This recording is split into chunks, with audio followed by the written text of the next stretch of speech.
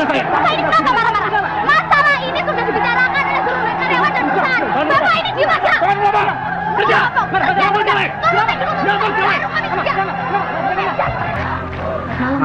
Malam, ada keperluan apa? Kami dari mewakili teman-teman dari PT CPS Porong mau menanyakan keberadaan teman-teman. Oh ya. Silakan masuk. Mari, silakan duduk. Terima kasih, Pak. Begini, Pak. Nama saya Marsina. Saya pegawai buruh PT CPS di Porong. Umur saya 24. Saya tinggal di Desa Siring RT 7 RW 2 Kecamatan Porong Sidoarjo. Maksud kedatangan saya kemari ingin menanyakan kabar teman-teman saya yang 13 orang yang dipanggil Kodim.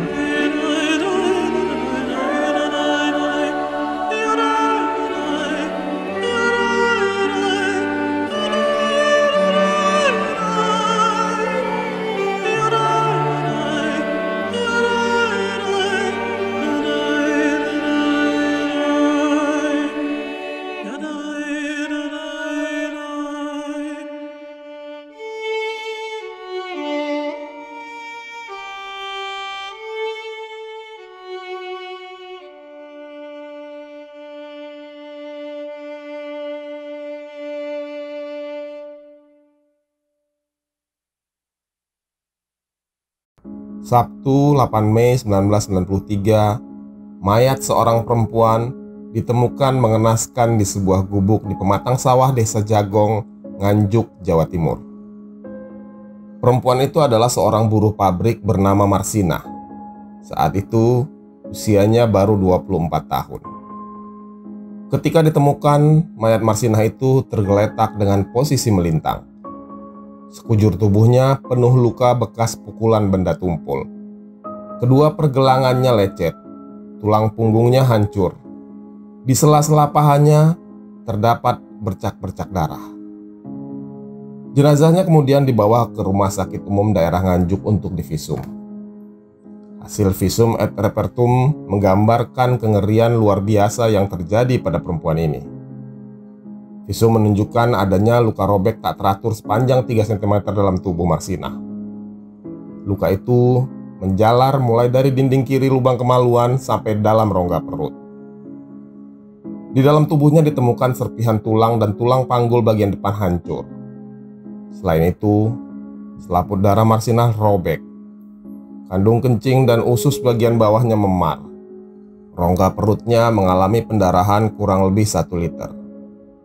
Setelah dimakamkan, tubuh Marsinah diotopsi kembali. Visum kedua dilakukan tim dokter dari Rumah Sakit Umum Daerah Dr. Sutomo, Surabaya. Menurut hasil visum, tulang panggul bagian depan hancur. Tulang kemaluan kiri patah berkeping-keping. Tulang kemaluan kanan patah. Tulang usus kanan patah sampai terpisah. Tulang selangkangan kanan patah seluruhnya. Labia minora kiri robek dan ada serpihan tulang. Ada luka di bagian dalam alat kelamin sepanjang 3 cm. Juga pendarahan di dalam rongga perut. Belakangan dalam persidangan, orang-orang yang dituduh dan dikambing hitamkan sebagai pembunuh Marsinah banyak hal yang bertolak belakang. Dr. Munim Idris, dokter dari Instalasi Kedokteran Kehakiman, Fakultas Kedokteran Universitas Indonesia, turut ambil bagian sebagai saksi ahli.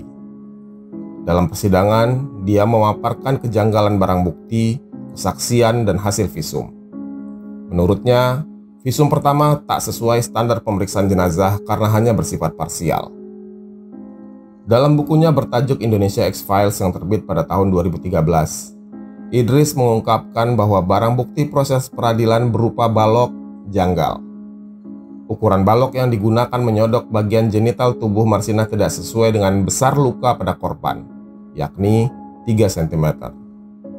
Penyebab kematian Marsinah bukan karena sodokan balok tumpul, melainkan senjata api yang ditembakkan ke rongga kemaluan hingga menghancurkan tulang di sekelilingnya. Idris menegaskan bahwa pendarahan bukan penyebab kematian Marsinah, melainkan tembakan senjata api. Melihat lubang kecil dengan kerusakan yang masif, apa kalau bukan luka tembak? Begitu ungkap Munim Idris dalam tayangan Mata Najwa X-Files edisi 8 September 2013. Menurut Munim Idris, pelakunya adalah orang yang mempunyai akses pada senjata.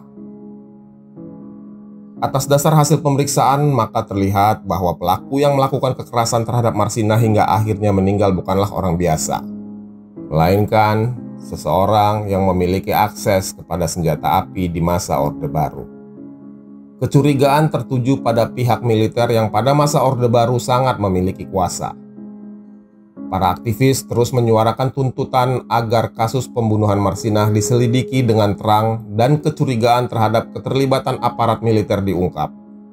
Tapi sampai saat ini, siapa dalang pembunuh Marsinah sesungguhnya belum juga mampu diungkap oleh negara. Marsinah lahir pada 10 April tahun 1969 di Desa Ngelundo, Kecamatan Sukumoro, Kabupaten Nganjuk, Jawa Timur. Dia merupakan anak kedua dari 3 bersaudara yang semuanya adalah perempuan. Marsinah mempunyai kakak bernama Marsini dan adik bernama Wijiati. Marsinah lahir dari seorang ayah bernama Astin dan ibunya bernama Sumini. Ibunya meninggal ketika Marsinah berusia 3 tahun. Dia kemudian tinggal dan diasuh oleh neneknya, Paerah. Sejak kecil, Marsinah sudah terbiasa bekerja keras. Sepulang sekolah, dia selalu membantu neneknya menjual hasil jagung dan gabah. Selain pekerja keras, Marsinah juga dikenal sebagai anak yang pintar dan gemar membaca.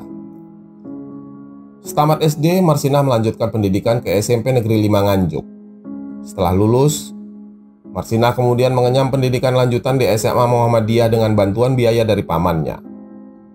Meskipun bercita-cita berkuliah di Fakultas Hukum, namun Marsinah tidak bisa melanjutkan pendidikan ke jenjang perguruan tinggi karena keterbatasan ekonomi keluarganya. Singkat kisah, Marsinah kemudian bekerja di pabrik arloji PT Catur Putra Surya atau PT CPS. Tahun 1993, buruh PT CPS digaji Rp1.700 per hari.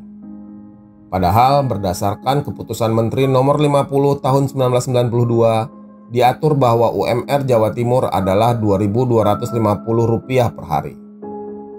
Lalu pemerintah Provinsi Jawa Timur meneruskan aturan itu dalam bentuk surat edaran Gubernur Jawa Timur yang isinya meminta agar para pengusaha menaikkan gaji buruh sebesar 20%.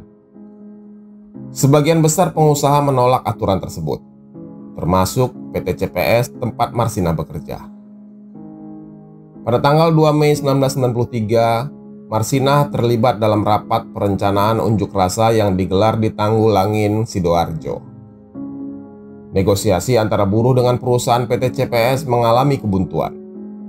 Karena itu, buruh menggelar mogok kerja pada 3 Mei 1993. Ada sekitar 150 hingga 200 buruh perusahaan itu yang mogok kerja. Namun, Koramil setempat langsung turun tangan untuk mencegah aksi para buruh PT CPS tersebut. Lalu kenapa militer bisa ikut turut campur dalam masalah buruh dan pengusaha ini? Militer bisa turun tangan berdasarkan surat keputusan Bakor Tanas nomor 2 tahun 1990. Selain itu, ada keputusan Menteri Tenaga Kerja nomor 342 tahun 1986 yang menggarisbawahi jika ada perselisihan antara buruh dan pengusaha, maka yang berhak memediasi adalah militer. Di masa Orde Baru, militer memang menjadi ujung tombak segala lini bagi pemerintah. Marsinah tahu betul hal itu, bahwa sikap kritis pada rezim militeristik Orde Baru dapat membahayakan dirinya. Tapi nampaknya dia terlahir tanpa urat takut. Kekritisan Marsinah memang bukan ditujukan untuk pemerintah, melainkan untuk perusahaan tempat dia bekerja. Saat aksi mogok pada hari pertama, Yudo Prakoso, koordinator aksi, ditangkap dan dibawa ke kantor Koramil Porong. Dia diinterogasi karena dituduh telah mengkoordinir pemogokan dan dituduh melakukan protes dengan cara yang mirip aksi Partai Komunis alias PKI. Tuduhan khas Orde Baru. Sore harinya, Prakoso kembali ke pabrik karena dipaksa aparat Koramil. Mogok kerja di hari pertama itu pun tidak mempan. Prakoso disibukkan dengan pemanggilan oleh aparat militer. Akhirnya, Marsinah mengambil alih dan memegang kendali memimpin protes para buruh. Keesokan harinya, pada 4 Mei 1993, aksi mogok kerja kembali digelar. Pihak manajemen PT CPS bernegosiasi dengan 15 orang perwakilan buruh. Dalam perundingan itu hadir pula petugas dari Dinas Tenaga Kerja, petugas kecamatan, serta perwakilan polisi dan Koramil. Pelibatan aparat negara dalam perundingan antara buruh dan perusahaan itu menimbulkan kecanggungan. Meski begitu, semua tuntutan akhirnya dikabulkan, kecuali membubarkan SPSI di tingkat pabrik. Tapi di hari itu juga Yudo Prakoso, buruh yang dianggap sebagai dalang pemogokan, mendapat surat panggilan dari Koramil Porong. Prakoso diminta datang ke kantor Kodim Sidoarjo. Surat itu ditandatangani oleh Kapten Sugeng, Pasi Intel Kodim Sidoarjo. Di Kodim Sidoarjo, Prakoso juga diminta untuk mencatat nama-nama buruh yang terlibat dalam perencanaan dan tuntutan aksi mogok kerja itu. Keesokan harinya, pada tanggal 5 Mei 1993, 12 buruh mendapat surat panggilan yang sama. Mereka diminta hadir ke kantor Kodim Sidoarjo, menghadap Pasi Intel Kapten Sugeng. Tapi surat panggilan itu berasal dari kantor Kelurahan Siring yang ditandatangani sekretaris desa bernama Abdul Rozak. 13 buruh itu dikumpulkan di ruang data Kodim Sidoarjo oleh Kamadi, seorang perwira seksi Intel Kodim. Tanpa basa-basi, Kamadi meminta Prakoso dan 12 buruh lainnya mengundurkan diri dari PT CPS. Alasannya, tenaga mereka sudah tidak dibutuhkan lagi oleh perusahaan. Kamadi dan Sugeng menyiapkan surat pengunduran diri yang menyatakan 13 buruh itu telah melakukan rapat ilegal untuk merencanakan 12 tuntutan dan aksi mogok kerja. Mereka dianggap telah menghasut buruh-buruh lain untuk ikut protes. Karena berada dalam tekanan, akhirnya 13 buruh itu menandatangani surat pengunduran diri. PHK tidak dilakukan pihak perusahaan, melainkan oleh aparat Kodim Sidoarjo. Hari itu Marsinah menyadari 13 temannya yang sebelumnya mengikuti demonstrasi tidak terlihat masuk bekerja, termasuk Yudo Prakoso. Tidak ada yang mengetahui keberadaan mereka. Marsinah pun tidak tinggal diam. Dia mencari teman-temannya itu. Marsinah akhirnya bertanya kepada atasannya, Kabak Personalia, bernama Mutiari. Mutiari kemudian memberitahu kepada Marsinah bahwa ke-13 temannya sedang berada di kantor Kodim. Marsinah kaget dan terheran-heran. Kenapa ke-13 temannya berada di Kodim? Bukankah semua urusan dengan perusahaan sudah selesai? Emosi Marsinah memuncak ketika tahu rekannya dipaksa mengundurkan diri. Dia meminta salinan surat pengunduran diri tersebut dan surat kesepakatan dengan manajemen PT CPS. Sebab dalam surat kesepakatan itu 12 tuntutan buruh diterima, termasuk poin tentang pengusaha dilarang melakukan mutasi, intimidasi, dan melakukan PHK karyawan setelah aksi mogok kerja. Aku akan menuntut Kodim dengan bantuan saudaraku yang ada di Surabaya. Begitu kata Marsinah merujuk koleganya yang bekerja di Kejaksaan Surabaya. 6 Mei 1993, sehari setelah para buruh dipanggil ke Kodim, adalah hari libur nasional untuk memperingati Hari Raya Waisak. Keesokan harinya buruh kembali bekerja, tapi tak ada satupun yang melihat Marsinah. Beberapa rekannya mengira Marsinah pulang kampung ke Nganjuk. Barulah di tanggal 8 Mei 1993, Marsinah ditemukan sudah tidak bernyawa di sebuah gubuk pematang sawah di Desa Jagong, Nganjuk. Kasus kematian Marsinah sangat menghebohkan pada saat itu. Tak lama setelah itu, aparat menangkap 2 satpam dan 7 orang petinggi PT CPS. Mereka ditangkap secara diam-diam dan tanpa prosedur resmi. Salah satu orang yang ditangkap adalah kepala personalia PT CPS bernama Mutiari, yang saat itu sedang hamil. Selain itu, pemilik PT CPS Yudi Susanto juga ditangkap dan diinterogasi. Berdasarkan laporan yang diterbitkan Lembaga Studi dan Advokasi Masyarakat atau LSAM, satpam dan pihak manajemen PT CPS itu disekap selama 19 hari di Kodam 5 Brawijaya. Tak ada satupun keluarga mereka yang tahu. Orang-orang yang ditangkap itu diketahui menerima siksaan berat, baik secara fisik ataupun mental. Mereka dipaksa mengaku telah merencanakan penculikan dan pembunuhan terhadap Marsinah. Para lelaki disiksa dengan keji dengan cara-cara yang tidak manusiawi. Disundut rokok, disetrum, ditelanjangi, dan lain sebagainya. Seorang satpam bernama Ahmad Sution Prayogi bahkan tidak bisa mengunyah makanan selama 5 hari karena giginya dirontokkan oknum aparat. Sementara Mutiari, sang kabak personalia PT CPS, satu-satunya perempuan yang disekap dan ditangkap itu, dihantam kekerasan verbal. Mutiari diancam akan ditelanjangi dan disetrum. Dia juga diperdengarkan dan diperlihatkan orang lain yang sedang disiksa. Penyiksaan itu menyebabkan Mutiari kehilangan bayi yang sudah dikandungnya selama 3 bulan. Dia keguguran. Intimidasi itu dilakukan agar mereka mengaku telah merencanakan pembunuhan Marsinah.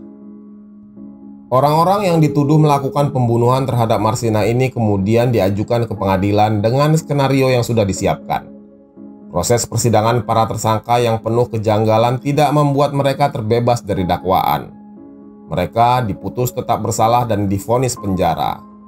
Tapi kemudian Yudi Susanto, si pemilik PT CPS, dibebaskan Hakim Pengadilan Tinggi Surabaya. Jaksa penuntut umum yang menolak putusan bebas terhadap Yudi Susanto kemudian mengajukan permohonan kasasi ke Mahkamah Agung. Permohonan kasasi juga diajukan 8 terdakwa lainnya. Pada 3 Mei 1995, Mahkamah Agung memvonis bahwa 9 terdakwa tak terbukti melakukan perencanaan dan membunuh Marsinah. 9 terdakwa dibebaskan, tapi siapa pembunuh Marsinah hingga saat ini tidak pernah diungkap oleh pengadilan. Kengerian misteri kematian Marsinah tidak pernah menyurutkan kaum buruh, bahkan semakin mengobarkan semangat perjuangan kaum buruh Indonesia. Marsinah adalah lambang perlawanan terhadap penindasan kekuasaan pada kaum lemah. Raga Marsinah boleh mati, tapi tidak dengan semangat juangnya.